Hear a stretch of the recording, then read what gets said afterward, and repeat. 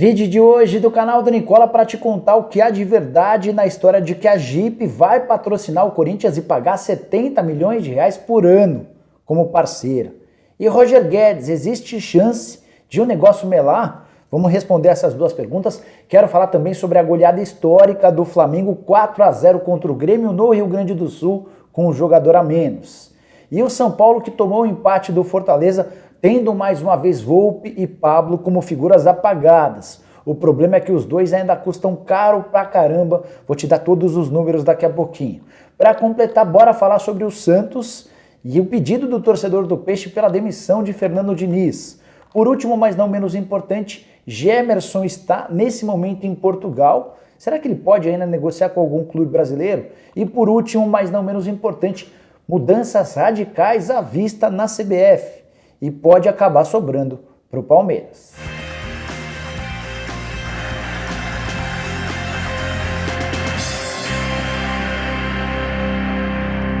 Fala aí pessoal, sou o Jorge Nicola, bem-vindos a mais um vídeo do canal, que legal ter vocês por aqui. Antes de passar todas as informações, só queria pedir para deixarem like, para se inscreverem no canal e lembrar que o programa do Nicola dessa quinta-feira começa às 7 da noite e as suas chances de perguntar, tirar todas as suas dúvidas ao vivo, beleza? Bom, bora começar o vídeo contando que ele é um oferecimento de 1xBet, a casa de apostas esportivas que tem como parceiros Liverpool, Chelsea, Barcelona, entre vários outros grandes clubes do mundo. E nessa quinta-feira, Fluminense e Atlético Mineiro se enfrentam na partida de ida das quartas de final da Copa do Brasil, jogo no Rio de Janeiro. E na 1xBet as cotações são bem boas se você acredita na vitória ou no empate do Fluminense. A vitória do Flu está pagando R$ 4,34 para cada real apostado. Já o empate vale 3,28, ou seja, cada real apostado retorna R$ 3,28. A vitória do Galo está pagando um pouco menos, 1,89. Essa é a fórmula, essa é a cifra que você vai ter direito se apostar na vitória do Galo. Sempre lembrando que na 1xBet, se você usar o cupom Nicola, você tem 100% de bônus no valor do seu primeiro depósito. E o apostador iniciante lá na 1xBet que perder tem até $10 devolvidos pela casa. Bora começar o vídeo com uma informação exclusiva, mudanças importantes à vista dentro da entidade que comanda o futebol brasileiro, mais especificamente na parte ligada à seleção brasileira. Antes, só explicar que o Edinaldo Rodrigues, que já foi durante muito tempo presidente da Federação Baiana, se tornou o presidente interino da CBF. Ele foi escolhido pelo Conselho de Administração da entidade para tocar a CBF no lugar do Rogério Caboclo. Isso de forma provisória. O Coronel Nunes era o vice que estava atuando como o presidente interino e ele acabou dando lugar ao Edinaldo Rodrigues. E essa mudança deve provocar nos próximos dias uma reestruturação no futebol da CBF. Deve sobrar para o Juninho Paulista, que é o coordenador de seleções da CBF há 2 anos. O Juninho corre enorme risco de ser demitido e para o seu lugar deve ser promovido o Branco, que é hoje o gerente geral das categorias de base. Você deve estar se perguntando, Nicola, e o Palmeiras, o que tem a ver com essa história? Você falou agora há pouco sobre o Palmeiras. É que o João Paulo Sampaio, que é o gerente da base do Palmeiras, o grande responsável pela transformação da base alviverde na principal base do futebol brasileiro, está mais uma vez cotado para trabalhar na CBF. Esse namoro é bem antigo. E se de fato o Branco assumir a condição de coordenador da seleção principal, o João Paulo Sampaio é o favorito para ficar com o comando da base. Muita gente tem me perguntado no programa do Nicola sobre a situação de Gemerson e na madrugada dessa quarta para quinta-feira consegui a resposta de uma pessoa muito próxima ao zagueiro sobre o futuro dele. Ele está quase 2 meses desempregado, o vínculo com o Corinthians terminou no fim do mês de junho.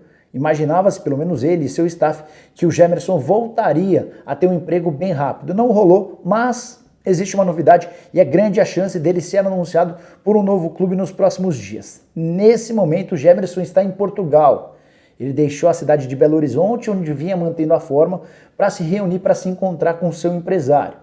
Não quer dizer que ele vai fechar com o time português. Não consegui ter essa resposta dessa pessoa com quem conversei, mas achei esquisito que essa reunião com o empresário dele esteja acontecendo em Portugal. Só para lembrar, recentemente, no mês de julho, o nome do Gemerson foi especulado no Porto. Zagueiro de 28 anos de idade, com passagem por seleção, que viveu bons momentos com a camisa do Mônaco. Também perguntei para esse amigo do Gemerson se o Flamengo e o Atlético Mineiro tiveram algum tipo de negociação nos últimos dias. São dois clubes que parecem estar em busca de zagueiro. E a resposta foi não para os dois casos. Bora falar agora sobre o Santos, que perdeu a partida de ida das quartas de final da Copa do Brasil, derrota por 1-0 para o Atlético Paranaense, jogo em Curitiba. O único gol da partida marcado pelo Renato Kaiser no primeiro tempo. Santistas reclamaram no segundo tempo da não marcação de pelo menos um pênalti. Mas, por falar em reclamação, torcedores do Peixe encheram as redes sociais com pedidos de demissão de Fernando Diniz. Paciência do santista em relação ao treinador do Peixe parece estar se esgotando. E alguns números ajudam nesse movimento. Por exemplo, o Fernando Diniz tem apenas 23% de aproveitamento dos pontos como visitante. São míseras 3 vitórias em 23 jogos fora de casa. Para piorar, o Peixe acaba de ser eliminado da Copa Sul-Americana e é só o 11º colocado na Série A do Campeonato Brasileiro. São 22 pontos conquistados, 2 a menos que o Corinthians, que é o último do G6, é o 6º colocado atualmente. É bem verdade que o atual time sob o comando do Fernando Diniz é muito diferente daquele que foi vice-campeão da Libertadores na temporada passada. Mesmo aqueles que ficaram já não têm rendido ou não têm podido jogar, como por exemplo o Marinho, que se recupera de um longo problema muscular. Só para completar, muito torcedor santista usou as redes sociais para pedir Rogério Ceni. Queria saber a sua opinião. O que você pensa a respeito do ex-treinador do São Paulo, do Cruzeiro, do Flamengo e do Fortaleza assumindo o Peixe? Você gosta? Bora falar agora sobre o Flamengo, que humilhou o Grêmio 4-0, jogo na Arena do Grêmio.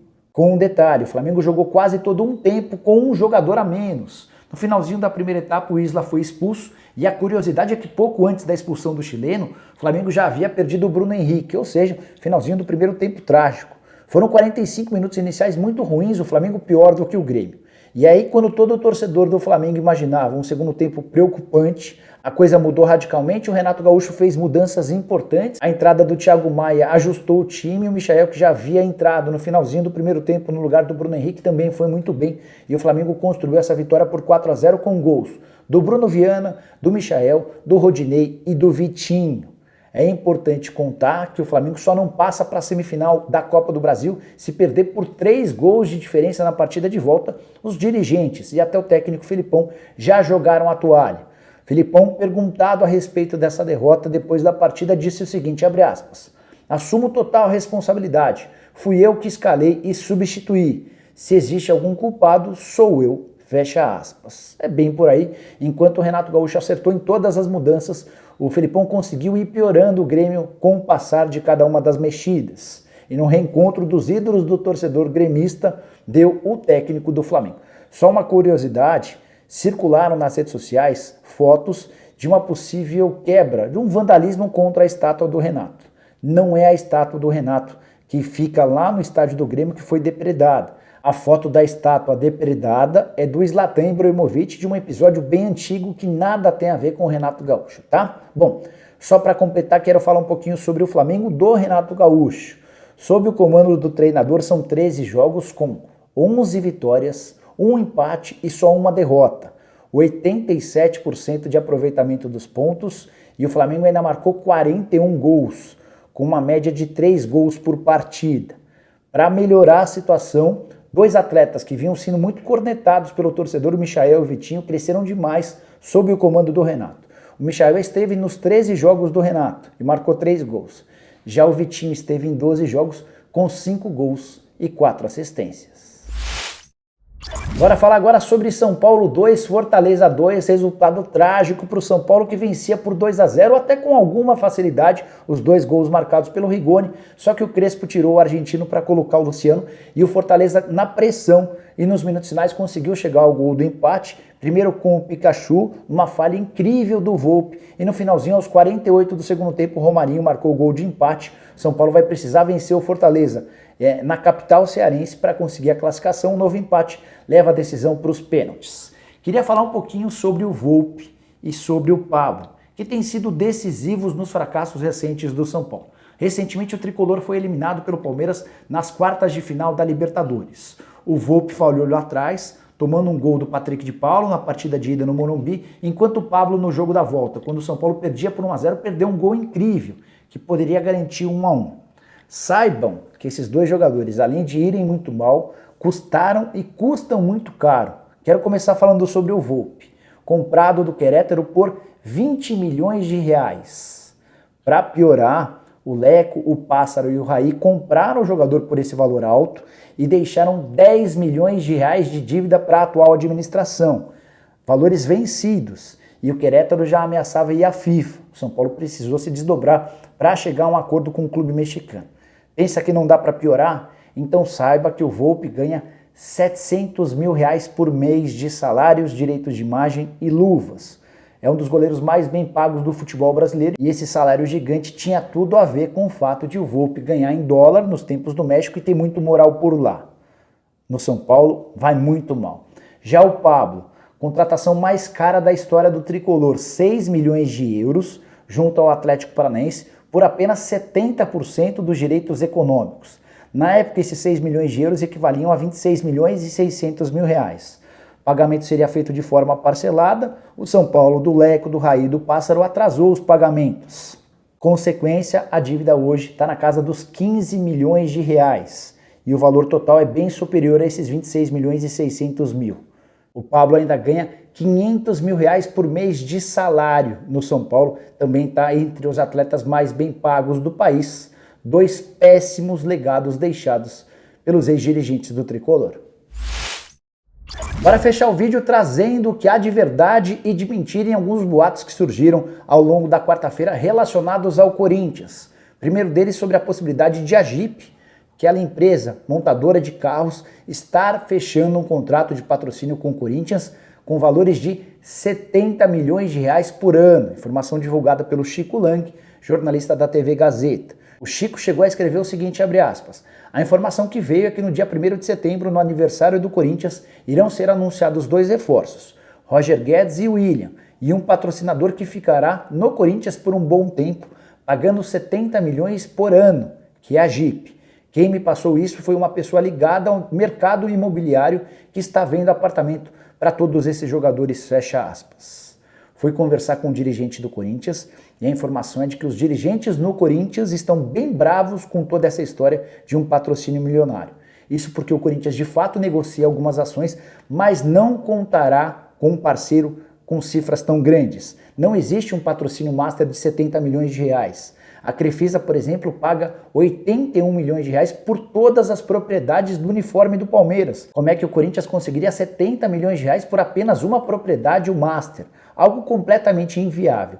E a preocupação dos dirigentes corintianos é de que todas as novidades programadas para 1º de setembro soem como frustração para os torcedores corintianos que estão imaginando esses 70 milhões de reais de patrocínio. Não existe um valor de patrocínio com essas cifras. Esqueçam. O que o Corinthians vai anunciar em 1º de setembro é o novo patrocínio no peito, uma propriedade bem pequena que fica entre o escudo do clube e o fornecedor de material esportivo. Esse acordo está fechado com os postos Ali. Contei para vocês dias atrás, valor de 2 milhões e meio de reais por temporada. O Corinthians também pretende anunciar pelo menos um jogador, no caso o Roger Guedes. E é aí que a gente vai para a segunda notícia preocupante para o torcedor corintiano. Circularam também nas redes sociais as informações de que Corinthians e Roger Guedes a negociação teria melado. Não tem nada disso. Faltam pequenos detalhes burocráticos. As minhas fontes dentro do Corinthians e próximas ao Roger Guedes seguem assegurando que o martelo será batido. E uma prova disso é de que o Corinthians anunciou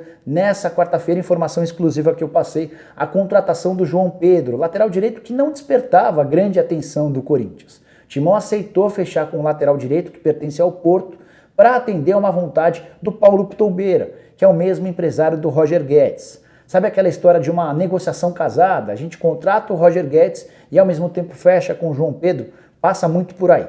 Aí você deve estar se perguntando, então o que falta, Nicola? Faltam pequenos detalhes. Por exemplo, eu contei para vocês que o salário, os vencimentos do Roger Guedes girariam na casa de 1,5 milhão de reais por mês. Mas o Duílio Monteiro Alves, nos últimos dias, conseguiu convencer o Roger e o Pitombeira a abrirem mão de parte dessa grana. Como? O Corinthians vai deixar um bom percentual de uma venda futura para o Roger Guedes. A negociação nesse momento gira na casa dos 40%. Corinthians ficaria com 60% e deixaria 40% para o Roger Guedes. Dessa maneira, o Roger vai faturar bastante em caso de proposta vinda do exterior. Tem uma cláusula nesse contrato que está sendo acertada que também privilegia o atacante. Se em um ano pintar uma proposta de um clube do exterior e o Corinthians não aceitar a venda, o Timão é obrigado a comprar esses 40% que pertencem ao Roger Guedes. É uma forma que o Roger encontrou de se precaver para a possibilidade de o Corinthians não querer liberá-lo daqui uma temporada, isso de acordo com o valor já estabelecido em contrato, um valor certamente alto. O martelo deve ser batido nas próximas horas, no máximo até o fim de semana. Tudo segue caminhando bem e o Roger Guedes será jogador corintiano. Só para arrematar também queria falar sobre o William, meio atacante que pertence ao Arsenal. Nas últimas horas lá na Itália surgiram informações de que ele poderia ir para o Milan. De fato, seus empresários ofereceram o jogador, mas o Milan não demonstrou interesse. Bom, pessoal, eram todas essas as várias informações que eu queria dividir com vocês no vídeo de hoje do canal do Nicola. Espero que vocês tenham curtido o vídeo, deixem like por aqui. Quem ainda não se inscreveu no canal, vai apertar esse botãozinho vermelho de inscreva-se. A gente se vê no meio da tarde com mais informações e a partir das 7 da noite com o programa do Nicola. Até lá, tchau, tchau!